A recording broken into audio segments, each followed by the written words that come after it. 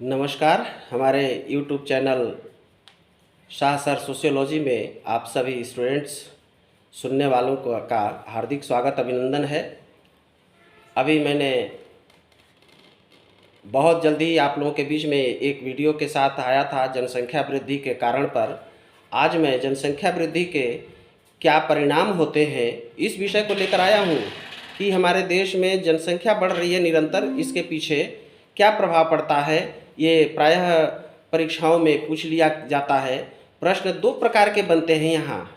भारत में जनसंख्या वृद्धि के दुष्परिणाम बताइए, ये तो हो गया दुष्परिणाम, यानी कि क्या प्रभाव पड़ रहा है।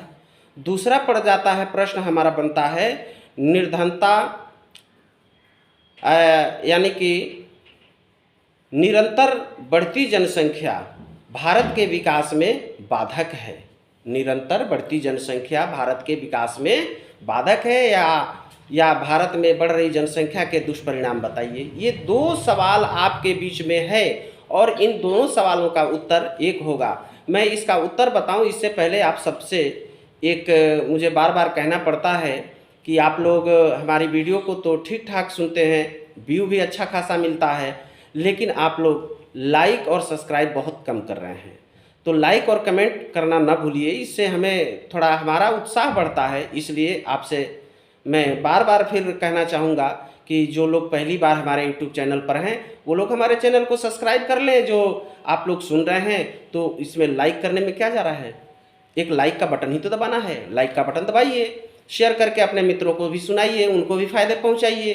तो चलिए हम अब बढ़ते हैं अपने प्रश्न की तरफ कि समाज शास्त्र में ये प्रश्न प्रायः पूछा जाता है कि भारत की जनसंख्या में वृद्धि के दुष्परिणाम क्या है, अथवा निरंतर बढ़ रही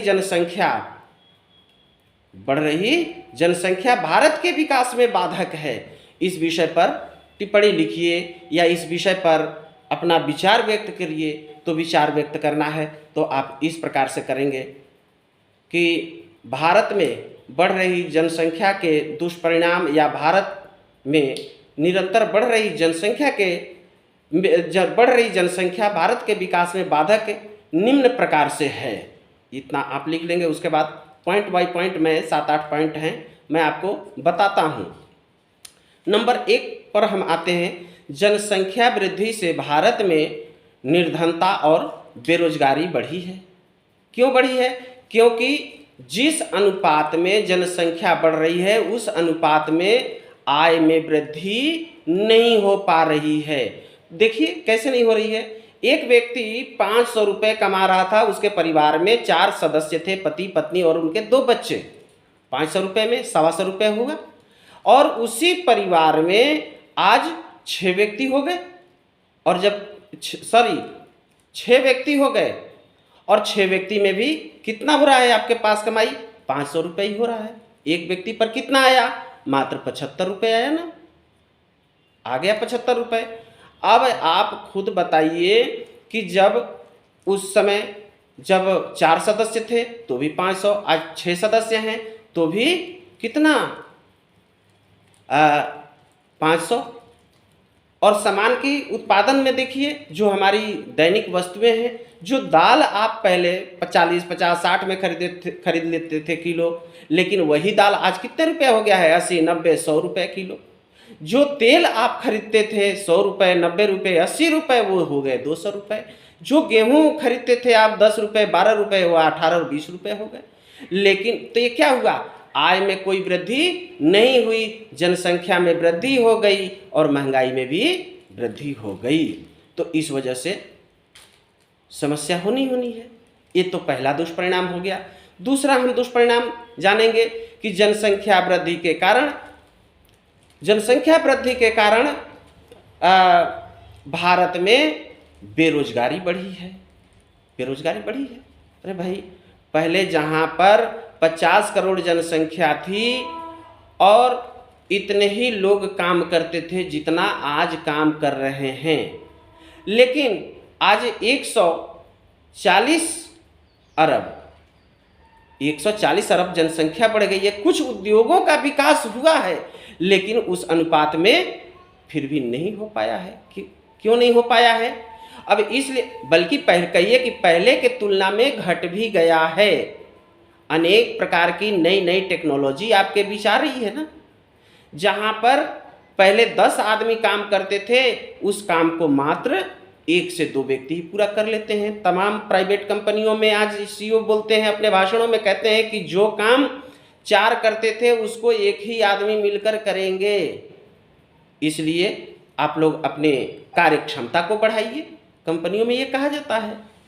तो जहाँ पर जनसंख्या बढ़ी वहाँ पर टेक्नोलॉजी नए नए तौर तरीके विकसित हुए, जिसके कारण से क्या हुआ, लोगों के रोजगार में घटौती हो गई, रोजगार कम हो गया और जनसंख्या हमारा दिन प्रतिदिन बढ़ता ही जा रहा है।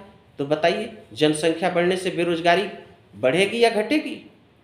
बढ़ेगी नहीं, बेरोजगारी बढ़ेगी। आप देख लीजिए तमाम सरकारी संस्थानों में अगर 50 लोगों के लिए कोई पद पर भर्ती निकाली जाती है, वहाँ पर पता चलता है कि 1 लाख लोग फार्म भर देते हैं।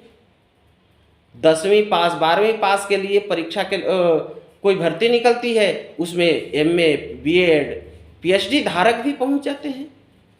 यूपी में देख लीजिए एक समय, अब तो मैं समय आपको नहीं बताऊंगा, लेकिन एक समय सचिवालय में चपरासी के पद निकले थे, उसके लिए पीएचडी धारक तक उसमें अप्लाई किए हुए थे। ये बेरोजगारी की ही तो कारण है, ये अधिक जनसंख्या ही की तो कारण है। अधिक जनसंख्या हो रही है, लोगों को रोजगार नहीं मिल पा रहा है, तो लोग क्या करेंगे? तीसरा पॉइंट हम आते हैं, जनसंख्या वृद्धि के कारण भारत में क्या होता है, लोगों में कुपोषणता की समस्या बढ़ती है, यानी कि लोगों में कुपोषणता आती है।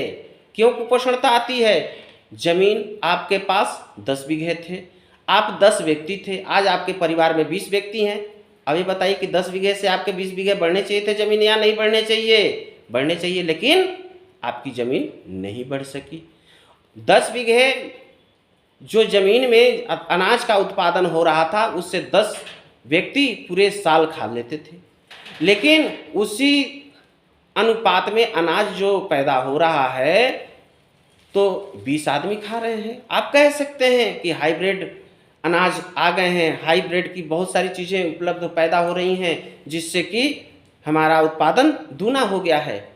कतई ऐसा नहीं हुआ है, कुछ आंशिक रूप से वृद्धि तो हुई है, लेकिन जिस अनुपात में हमारे देश की जनसंख्या बढ़ रही है, उस अनुपात में वहाँ पर अनाज का उत्पादन नहीं हो रहा है।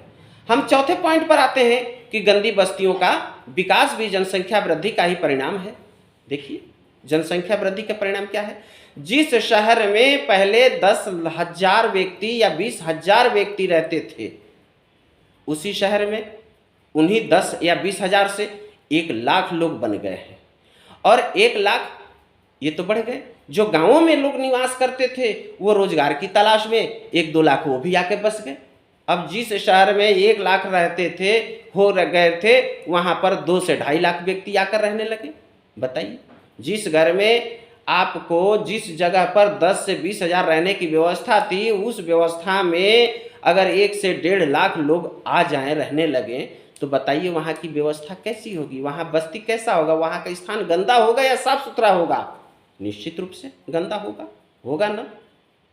तो ये क्या है? ये जनसंख्या वृद्धि के कारण ही है। हम 5वें पॉइंट पर आते हैं, पारिवारिक विघटन भी जनसंख्या वृद्धि का ही परिणाम है। अब जनसंख्या वृद्धि का परिणाम कैसे है? आप एक परिवार में रह रहे थे 4 से 6 सदस्य, आज उसी परिवार में 15 से 20 रह रहे हैं, 4 भाई हैं। आप क्या सोच रहे हैं? यही सोच रहे हैं कि आप कमा अच्छा रहे हैं, तो आप सोचते हैं कि हम अपनी बीवी बच्चों को अच्छा पहनने, अच्छा चीज़ें ला कर दें। दूसरा भाई कम कमा रहा है, वो उसकी उस अनुपात में या उसकी तुलना में वो नहीं कर पा रहा है, तो यही सोचता, अगला दूसरा भाई यही सोचता है कि अपने परिवार के लिए तो कर रहा है, मेरे परिवार के लिए क्यों नहीं कर रहा? क्योंकि दोनों लोग एक साथ ही रहते हैं, तो उसके मन में वैमनस्यता आती है। यहाँ तक तो आजकल की तो स्थिति ये और ख़राब हो गई है कि घर में एक भाई की पत्नी जिसकी आवश्यकताओं की पूर्ति नहीं हो रही है और एक की पूर्ति हो रही है, तो पूर्ति वाला कहेगा उसके बच्चों के लिए, उसकी पत्नी के लिए कुछ लाना मत। वो ला रहा, वो उसकी पत्नी करिए, वो देखो अपने बीवी बच्चों के लिए कैसा कर रहा है, एक तुम हो कि नहीं कुछ कर पा रहे हो, लो लगा दिया, दोनों ने एक दूसरे पर झगड़ा लगा दिया। और जब झगड़ा लगा दिया तो अगले दिन पतिदेव का भी स्वर अपनी पत्नी के ही स्वर में चलना शुरू हो गया, झगड़ा होगा। और जब झगड़ा होगा तो वहां पर बंटवारा स्वाभाविक विषय है, बंटवारा होना ही होना है। क्यों होना ही है, और नहीं होने का कोई मतलब ही नहीं बनता है। शांति अगर चाहिए तो बंटवारा होगा, तो उसमें क्या हुआ, परिवार का विघटन हो जा रहा है। हम आते हैं छठे पॉइंट नंबर पर। बढ़ती हुई भ्रष्टाचार भी जनसंख्या वृद्धि का ही दुष्परिणाम है। क्यों कि व्यक्ति अवैध तरीके से अपनी जरूरतों को पूरा करने का प्रयास करने लगता है। आपके पास 4 थे, आप अकेले कमाने वाले थे, अब आपके परिवार में 8 हो गए, कमाने वाले वही एक ही है। अब सभी 8 की ज़रूरतों को पूरा नहीं कर पा रहे हैं तो क्या करेंगे, प्रयास करेंगे कि हम अवैध तरीके से ऑफिस में कमाई करें। आज जानते हैं ना, पहले रिश्वत चलता था, रिश्वत नाम दिया जाता था, लेकिन सरकारें बदल गई, इसका भी नाम बदल गया। अब रिश्वत नहीं, अब सुविधा शुल्क के नाम से जाना जाता है। आप किसी काम के लिए जाते हैं, जानते हैं कि ये फ्री में काम हो जाएगा, लेकिन फ्री में काम हो तो जाएगा, लेकिन एक की बजाय 4 दिन लगेगा। आपके पास समय नहीं, आपको आज ही ज़रूरत है, तो इसके लिए क्या करेंगे, कहेंगे भैया पैसे लो, 100 200 500 रुपये लो, आज ही काम करके दो ताकि हमारा अगला काम न रुक सके। वो भी कहता है, सोचता है कि भाई अगर इसका काम आज ही कर देता हूँ तो हमें ये कुछ दे देता है, अगर आज पूरा नहीं करता हूँ तो ये नहीं देगा, इसका काम भी प्रभावित होगा। ये जानकर वो पैसे लेने के लिए तमाम हथकंडे अपनाने लगता है। तो ये क्या हुआ, ये जनसंख्या वृद्धि का ही कारण है। 7वां पॉइंट नंबर हम आते हैं, जनसंख्या वृद्धि के परिणाम स्वरूप निर्धनता व बेरोजगारी में जो वृद्धि हुई है उससे क्या हुआ है, अपराधों की संख्या में भी वृद्धि हुई है। भाई आपके पास रोजगार नहीं है, आप सबल नहीं हैं, आप निर्बल हैं, यानी कि निर्धनता आपके पास है, आपके पास धन का अभाव है, ऊपर से बेरोजगारी है। आप अपने परिवार के लिए, अपनी ज़रूरत को पूरा करने के लिए क्या करेंगे, वही चोरी, घूसखोरी, बेईमानी, लुटेरापन, तमाम प्रकार के आप हथकंडे अपनाएंगे जिससे कि हमारे पास धन आ सके। आप पढ़कर भी क्या करेंगे, जब हमारे पास हमारे देश में डे बाय डे क्या हो रहा है, तकनीक के विकास हो जाने से रोजगार भी घट रहे हैं। ये रोजगार तो घट ही रहे हैं और जनसंख्या डे बाय डे बढ़ती जा रही है, तो क्या होगा, इससे जनसंख्या हमारी बढ़ तो रही है और रोजगार भी घट रहे हैं। अगर शायद मैं समझ पाता हूँ कि अगर रोजगार घट भी रहे हैं और जिस अनुपात से आज जनसंख्या बढ़ रही है उस अनुपात से जनसंख्या नहीं बढ़ती तो शायद हमारा देश खुशहाल होता है। आपको बड़ा जानकर एक बात आश्चर्य होगा कि दुनिया के जितने देश हैं उसमें खुशहाल देशों की अभी लिस्ट जारी हुई है, उसमें हमारा देश जानते हैं खुशहाल देशों में किस नंबर पर है, 100 में भी इसका नंबर नहीं है, इसका 136वें नंबर पर खुशहाल देशों में है। ये किस वजह से है, ये जनसंख्या के बढ़ने से ही है। बल्कि हमसे ज़्यादा खुशहाल पाकिस्तान है, पाकिस्तान आज 120वें नंबर पर खुशहाल देशों में है। और बल्कि America, England, France, Germany, Japan भी पहले दूसरे नंबर पर नहीं है। फिनलैंड एक ऐसा देश है, छोटा सा देश है, फिर भी वो बहुत अपने आप में खुशहाल है, जो पहले नंबर पर है। आज अमेरिका का नंबर 15वां नंबर है खुशहाल देशों में। तो आप सब, मैं समझ पाता हूँ कि मेरी जनसंख्या वृद्धि के दुष्परिणाम या निरंतर बढ़ती जनसंख्या भारत के विकास में कैसे बाधक है, इस बात को आप लोग समझ गए होंगे और जो आपके लिए काफ़ी लाभकारी हितकारी होगा। हमारी अंत तक वीडियो सुनने के लिए आप सबको बहुत बहुत धन्यवाद। आप लोग लाइक सब्सक्राइब अवश्य करें। इन्हीं सब शब्दों के साथ धन्यवाद। Take care, bye bye.